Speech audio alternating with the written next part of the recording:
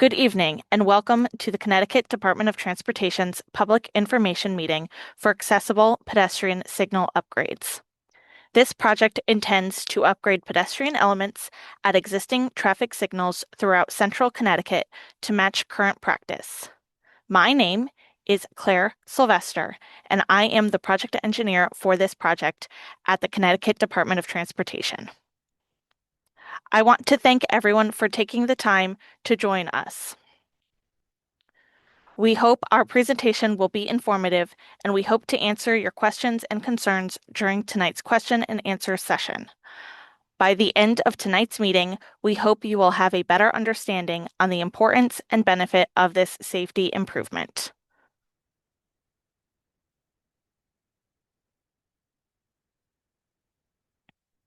If you are viewing this presentation on Zoom, you have the option to view captions or subtitles for this presentation. To turn on this feature, select the CC button at the lower right corner of your screen to turn on the captioning. Then choose the language by selecting the setting upward chevron next to the CC button. Select Speaking Language and select the desired one. For the meeting overview, we started with some housekeeping, and we'll have a few more housekeeping items before I introduce the project team. I'll talk about the purpose of the meeting, and we will give an overview of the project, followed by some of the coordination efforts that we've started and will be continuing as the project progresses. We'll talk about the project costs and schedule and give you an idea of what the next steps are and the timeline. At the end, we will have our question and answer session where you can let us know your questions or comments and we can respond to them. At the end of the presentation tonight, there will be a question and answer session through the Zoom Q&A. You can also ask a question by sending an email to dotproject017-0514 or by leaving a voicemail at 860-594-2020.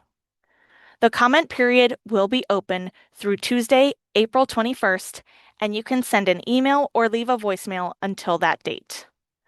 We also have a project webpage which contains this information on how to provide comments or ask questions. A recording of tonight's presentation, including the live event Q&A, will be stored at portal.ct.gov/ctdotvpim archive. Our presentation will be approximately 20 minutes, and once it is completed, we will host a live question and answer session. As I mentioned, you will have 3 ways of communicating with us during the live Q&A. One method is to ask your question directly into the Zoom event. You can ask a question by clicking on the Q&A icon at the bottom of the meeting page and type in your question in the pop-up window. If you are an audio-only participant, dial *9 to raise and lower your hand.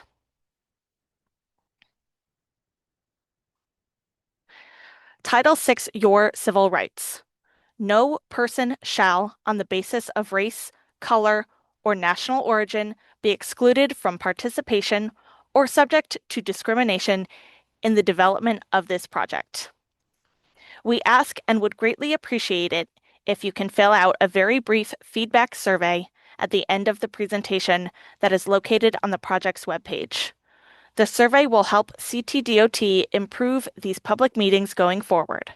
Again, the project webpage is portal.ct.gov/DOT/0171-0514-Central-CT. There is also a civil rights flyer that's available.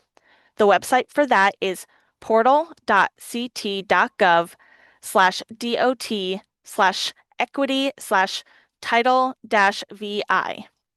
This slide is the Title VI notice to the public that says any person who believes she or he has been aggrieved by an unlawful discriminatory practice under Title VI may file a complaint with the Connecticut Department of Transportation. For more information on the Connecticut DOT Civil Rights Program and the procedures to file a complaint, you can contact the CTDOT Title VI coordinator at 860-594-2169, Telecommunications Relay Services 711, or email deborah.goss@ct.gov. This is the same civil rights flyer as before, but in Spanish. I will pause here for a moment for people to read.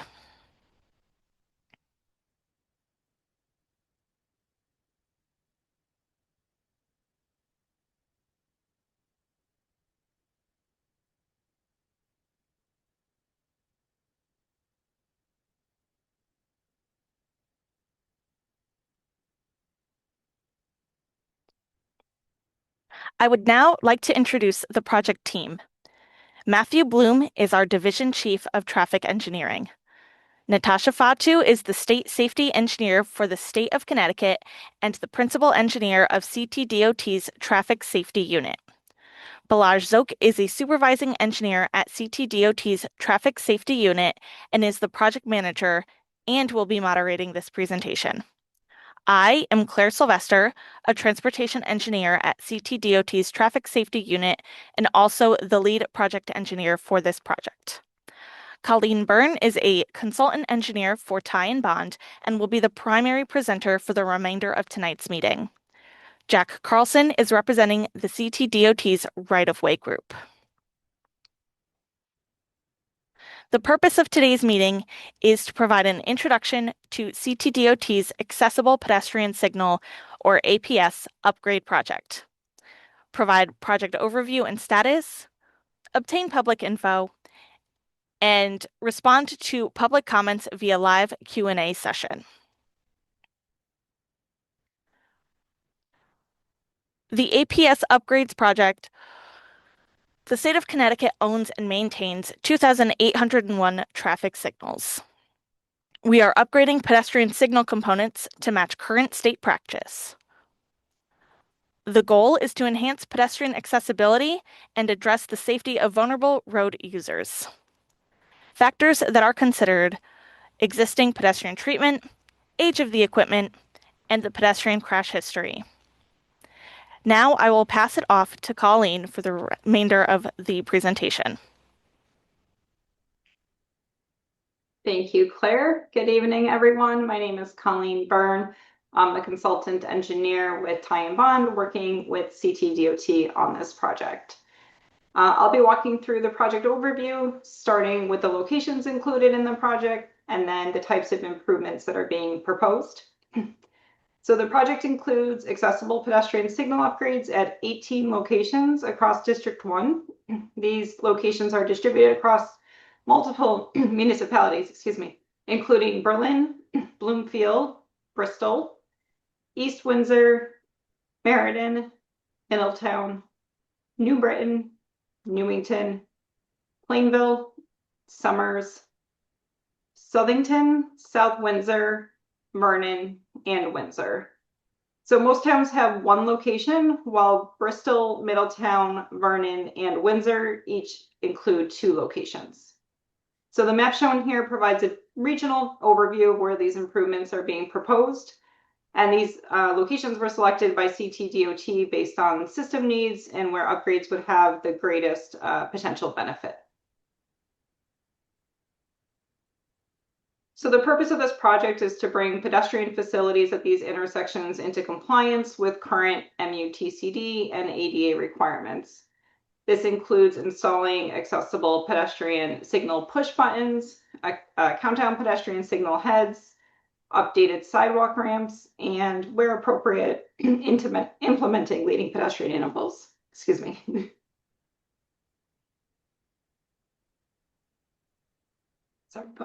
Sorry about that.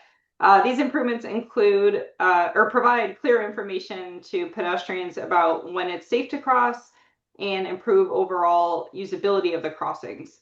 So they also support safer travel for all of our road users by encouraging more predictable interactions between our pedestrians and our vehicular traffic. From a safety standpoint, studies have shown that countdown pedestrian signals can reduce pedestrian crashes by approximately 25%, and leading pedestrian intervals can reduce crashes by up to 60%. So at each location, the project may include several types of pedestrian improvements. So as shown in the slide here, these include updated regulatory signage, pedestrian countdown signals with accessible push buttons that provide both audible and tactile feedback, and new or improved crosswalks. We're also upgrading sidewalk curb ramps to meet ADA standards, and where needed, adding short sections of sidewalk to better connect those ramps. So overall, these improvements are intended to create a more continuous, accessible, and user-friendly path for pedestrians at each of these intersections in the project. So diving into a little bit more about how our pedestrian signals function, this slide illustrates what's known as our concurrent pedestrian phasing. As shown in the illustrations, the pedestrians cross in the same direction of travel as the parallel vehicle traffic that has the green signal. So one of the key benefits to the proposed upgrades under this project is the addition of a dedicated pedestrian signal indications, which clearly show to both our pedestrians and our vehicular users when it is appropriate to cross. So at many existing locations, pedestrians currently may have to rely on the vehicle signals or less clear indications, which can lead to confusion. So providing a dedicated pedestrian signal helps reduce uncertainty for both our pedestrians and our drivers, which leads to overall increased compliance and makes the crossings more intuitive for all of our road users. And I mentioned earlier leading pedestrian intervals, the LPI. So in addition to concurrent phasing, some locations will include a leading pedestrian interval as well. And this graphic kind of illustrates how that functions. The LPI provides pedestrians essentially with a head start. So typically this is 7 seconds, and it begins before the vehicles will receive a green indication. So this gives pedestrians a head start to enter into the crosswalk and become more visible to drivers, particularly those drivers that are making turning movements before those vehicles receive a green indication. So in section 2 on the graphic here, this is where after that initial interval, the pedestrian phase continues concurrently with the vehicular traffic. And this LPI treatment has been shown to significantly improve safety by reducing conflicts between pedestrians and our turning vehicles. So I'll move over to project coordination. So coordination with municipalities began early on in the project with notification letters being sent to each town. We're holding this virtual public information meeting tonight as part of that outreach process to gather input from the public. In addition, we've been coordinating closely with the utility companies. So this has included a virtual coordination meeting, which was held last week, as well as field meetings that are scheduled at the project locations throughout this week. These efforts help us to identify any potential conflicts early on and ensure that all stakeholders are aligned as we progress our designs. I'll now touch on right-of-way impacts associated with the projects. So at some locations, traffic easements may be required to accommodate proposed improvements, such as the sidewalk ramps or the signal equipment. The right-of-way process is currently ongoing. Total number of impacts are still being finalized. However, we have identified a small number of locations adjacent to historic properties, including sites in Vernon and Summers. For those locations, preliminary determination of no adverse effect has been made by the Office of Environmental Planning. So the project will follow the standard CT-DOT right-of-way process for any required easements or acquisitions. And at this point, I'll turn it over to Jack Carlson from CT-DOT's Office of Rights-of-Way to provide some additional detail on that process. Thank you, Colleen. Good evening. My name is Jack Carlson, and I'm a project coordinator with the department's Division of Rights of Way. Our office is responsible for acquiring the property rights needed for transportation projects. As Claire mentioned, this project will require the acquisition of property rights, so I'd like to give a brief overview of our acquisition process. I'd like to note that all of our acquisitions will be acquired in accordance with Connecticut General Statute Section 13A 73 and 13A 98E, as well as the Uniform Act. Additionally, the specific right-of-way impacts are still being finalized and may change as the project design progresses. I'd like to also note we have different types of agents within our unit that you may interact with. We have our administration agents, such as myself, who you may interact with when we send our initial letter. We have our title searchers who go to the town halls and search the land records to confirm ownership of a property. We have our licensed appraisers who may value complex acquisitions. We have our acquisition agents who are our negotiators who are the primary face of our unit.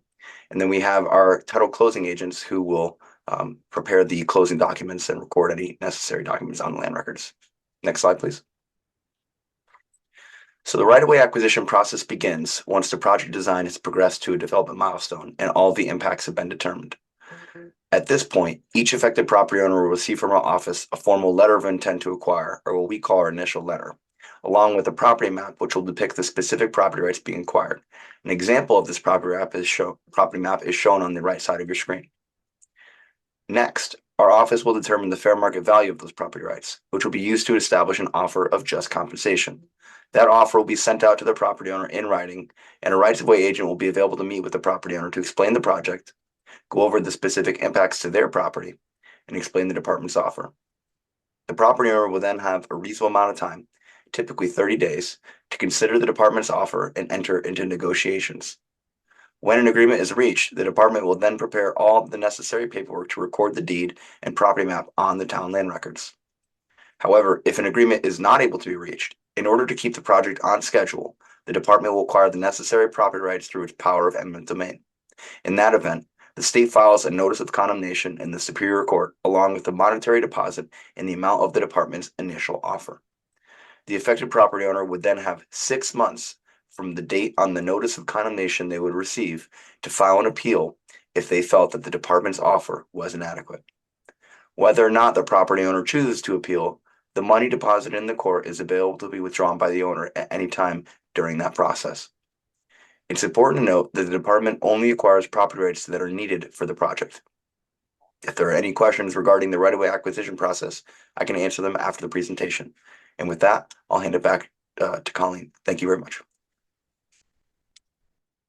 Thanks, Jack. So just to wrap up our presentation, project cost and design schedule. So the total estimated project cost is approximately $7 million, funded with 90% federal funds and 10% state funds. From a schedule standpoint, preliminary design has been completed. The project is currently in the semi-final design stage. Final design plans are anticipated in April of 2027, with the project expected to be advertised for construction in June of 2027. Construction is currently anticipated to begin in the summer of 2027. However, these dates are subject to change as the project progresses, but this is reflective of our current schedule. And then looking ahead to next steps, the project includes continuing to advance the designs toward final plans. We'll be incorporating feedback received from this meeting and our other various outreach efforts. The team will continue refining the traffic signal designs, identifying any right-of-way needs, and coordinating closely with our utility companies. These steps are necessary to prepare the project for construction and ensure that all elements are properly coordinated before implementation. And with that, I want to thank you for your time listening to our presentation. And now it's time to hear from you in our live question and answer session. Remember, you can use the Zoom Q&A to send us live questions. You can also email us any questions or comments via the project email address, or leave a voicemail message on the call-in phone line. We also want to encourage you to take our very brief feedback survey to help us improve how we deliver these virtual public information meetings. Do we have any questions from the email, voicemail, or the chat for us to answer? Hey, good evening. Thank you, Claire and Colleen, for that informative presentation. My name is Bilal Zoke. I'll be the moderator tonight. Um, as of right now, I'm not seeing any questions that have come in. So we're just going to run over real quick again how questions can be asked, if there are any. So for those in chat, you can post your question in the Zoom live event chat. We have the option to ask a question anonymously if you choose to do so. For everyone else, you may contact us at DOT Project 0171-0514 at ct.gov, or you can call us at 860-594-2020, where you can leave a message with your question.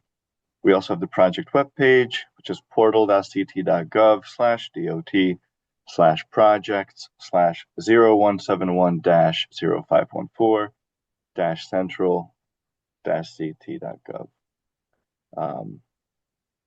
Again, as of now, we don't have any questions, so we'll keep the line open for a few minutes and see if any come in. At the same time, I would like to remind everyone and encourage everyone, if possible, to participate in the brief survey at the link on the project webpage. It should also be linked in the chat. And just again, another reminder for everyone that the public comment period for this presentation is open for 2 weeks from today, so through April 21st. So any comments or emails or voicemails that we get between now and then, we will incorporate into the project as needed.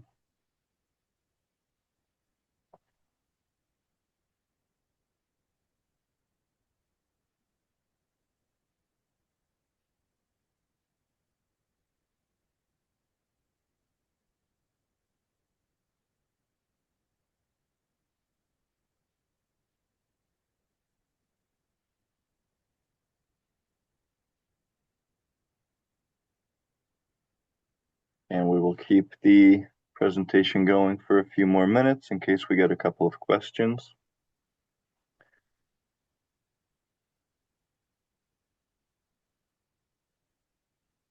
We do have a raised hand from Leonard Norton.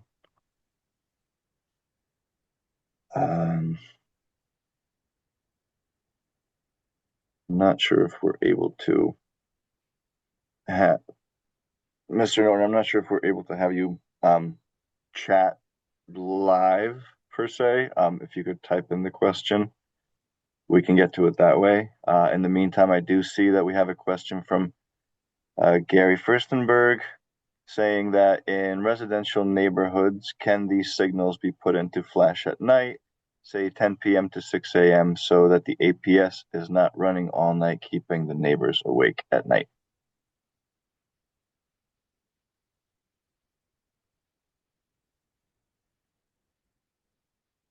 So I can answer that. I do not believe that at this time it is state practice for us to have our signals at flash overnight. Um, with the appropriate uh, filters for sound, it should not run excessively loud overnight with residents being kept awake. If that is a case, we can definitely have our maintenance staff go out and adjust settings so that it is not so loud that overnight can be heard.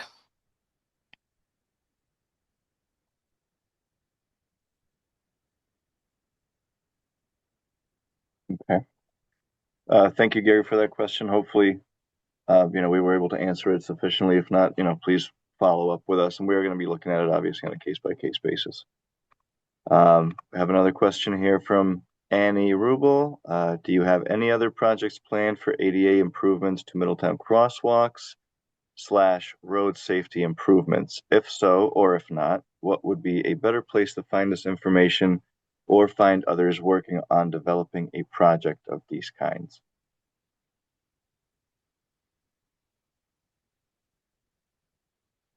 I am not currently aware of all of the projects with impacts in Middletown. If you have a specific area of Middletown that you would like us to look further into, please do reach out to our customer care center or to the DOT office, and we can make sure that we are reviewing all of the projects and how they impact Middletown specifically.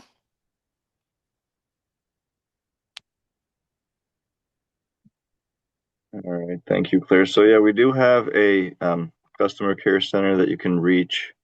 Um, we can share the link, but it's also the phone number for that is 860-594-2560, and it's also a way to report an issue on state roads. But if you do have follow-up questions, um, Annie, specifically regarding other, Middletown upgrades, things of that nature, other projects going on, that would be one of the best ways to get that information.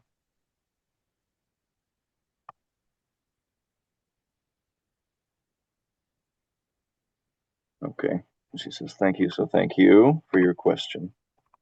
So I guess real quick, going back to Gary, your question. So the APS does adjust based on ambient sounds. So typically at night it will get quieter. But right now the time of day flash is no longer used as it disables pedestrian facilities when the pedestrians need them most. Just to add to your previous question.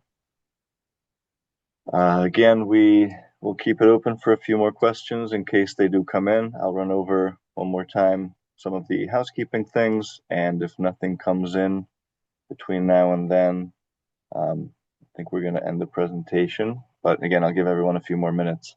So in chat, you can post your question in the Zoom live event. You have the option to ask anonymous questions, or you can contact us at dotproject0171-0514@ct.gov. You can also call us and leave a voicemail at 860-594-2020. The project webpage is portal.ct.gov/projects/0171-0514-central-ct. And this website does have some additional information, such as some signal plans, the project description, public notice, as well as the info that we talked about tonight.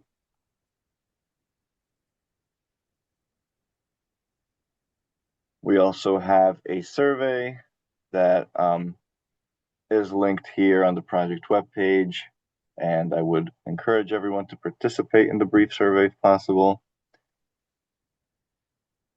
And just one more reminder that the public comment period for this presentation is 2 weeks from today, or it ends 2 weeks from now, so April 21st. So any comments or questions that may come in between now and then will be considered as part of our design. And we will be reviewing voicemails and emails from now until then regarding this project.